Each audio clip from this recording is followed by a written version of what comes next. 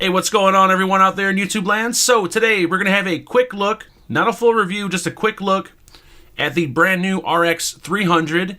Now I know this is a popular device, there's a lot of talk about it, so I figured I'd give you guys a quick look before I do a full review. Full review on this will be coming up in about a week or so. Now this was sent over directly by vapesourcing.com. For the purpose of this review, they do currently have them in stock in the silver and black. Price at the moment, $43.90. Links to vapesourcing.com will be posted in the description. In the box, you're going to get the device itself. They're going to include a pretty hefty user manual. You'll get a micro USB cable, and then you're going to get some of these replacement fake leather pads that go onto the battery door. A few specs on the chip itself before we get into it. The RX300 is capable of 1 watt up to 300 watts. It is a quad 18650 device for 18650s. The resistance range in power mode, it can fire down to a 0.1 up to 3.5 ohms. The range in temperature mode, it can fire down to a 0.05 up to 1.5 ohms. The temperature range, 200 degrees up to 600 degrees Fahrenheit. We do have a maximum output current of 50 amps and a maximum charging current of 1.5 amps. Dimensions, we're looking at 81.7 millimeters tall, 58 millimeters wide, 42 millimeters thick. I did weigh this one in with all 4 batteries. It weighs in at 437 grams. Now the finish on here is different from the 200. This is more of like a natural kind of brushed finish. It doesn't have that gray look. It's more of like a silver kind of brushed aluminum. Very nice and classy looking when compared to the RX200. And once again, they are also available in black. Starting at the top, we do have a new stainless steel 510 connection. Down in the center, a gold-plated spring-loaded 510 pin, and the spring on this one is nice and firm, which means it's going to have really good conductivity with all your atomizers. Everything I've screwed down on here so far is set nice and flush, and if you're wondering, has the 510 connection changed from the previous? The answer is going to be yes. Here's the RX200, and as you can see there is a difference. The new 300 has the stainless steel cup as opposed to the 200 that doesn't, so it does seem to have a new 510 connection. Now, how does the new one work? I'm not too sure because once again, it's only a quick look, but I will report back in about a week and let you guys know how the new style 510 connection is holding up. With being such a large device, I'm curious to see what will look good sitting on top of here. Here's a 25 millimeter rdta. Of course, it's going to sit nice and flush. We don't have any overhang on the front, and I noticed that when screwing it down, it doesn't require that many turns. 1, 2, 3, about 3 turns. Now, if I grab something a little bit larger, let's say for instance the 30 millimeter Modfather RTA, which would look beautiful on top of this thing. Let's screw it down. See how many turns it takes. 1, 2, 3, 4, 5, 6. Okay, about 5.5 turns.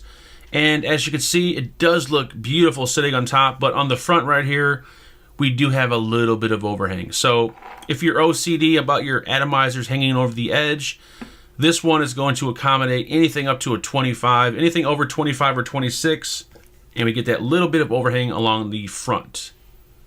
At the top, you can see we have the Reuleaux RX300 logo laser etched, and you can actually see the brush strokes on the finish. So it has that nice kind of brushed aluminum kind of look.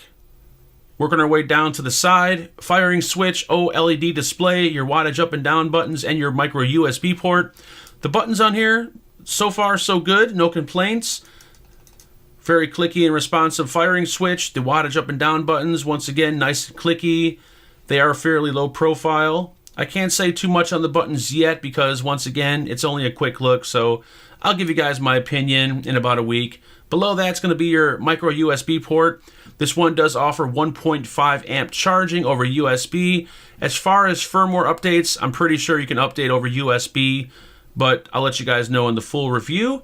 Now, the display on this one, it does have a nice display, but I can tell you right now, the display is quite dark. If I compare the brightness up against a DNA display, you can see right there. Did I turn it off? Nope, you can see right there.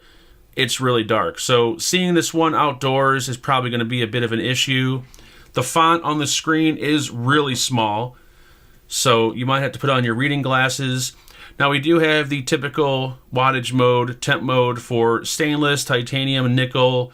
We also have your custom TCR settings.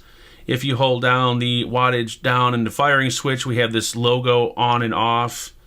And we also have stealth mode. If we go over here, I believe you can actually import a logo to it. I'll find out more about that in the full review. And then 1, 2, 3 will actually get you into the menu, and you could switch between nickel, titanium, etc., etc. Now, as I said, I haven't vaped on this at all because I just got it about an hour ago, but I screwed on my Twisted Messes Square RDA, ohming out around 0.12, 0.13, so it's above the recommended resistance. Got it set to 91 watts, and I've noticed that it has a really slow ramp-up time. Very slow. When I go to press the fire button, it's about a 1 or 2 second delay until it fires. And if you look at the screen, you'll see I have it set for 91 watts. 91 watts. Now, watch the wattage when I press the button. 3, 2, 1. See that? It goes to 1.9 watts for about a second or so, and then it jumps to the 91 watts. And I'm curious as to why there's such a long delay when I go to fire it. And you can even hear it in the atomizer. Once again, 3, 2, 1. And then it fires it. So I've looked through the menu. I don't see any features about adjusting the ramp up time or anything like that. So I'm curious if there's a bug in the firmware or what the issue may be. But just one thing I've noticed while doing the quick look that I want to let you guys know about. At the bottom of the device, you can see that we have quite a bit of ventilation for batteries. And your battery door, here's going to be the little switch for your battery door. It's kind of similar to the switch on the Hammer of God mod, where you kind of stick your nail in there. It's kind of spring-loaded, and you pull it back. The door pops open. There's going to be your 4 18650 batteries. And then having a look at the battery door itself, you can see we have all your battery indicators on the door. The door feels pretty good. Doesn't feel cheap. Doesn't flop around all that bad. Once you seal it up, you'll see it click in place, and the batteries are nice and tight on the inside. As far as button rattle or battery rattle, we have just a minor bit of button rattle, but you have to really shake the device. So it really doesn't have button rattle or no battery rattle. Nice and solid battery door. Along the back side right here, not much going on. And then on these two sides, we're going to have those leather wraps. I'm not sure if it's real leather. It might be like pleather or something. But it actually goes well with the kind of brushed aluminum look. I think they did a really good job designing this. Ventilation ports also at the top right there and there for the chip.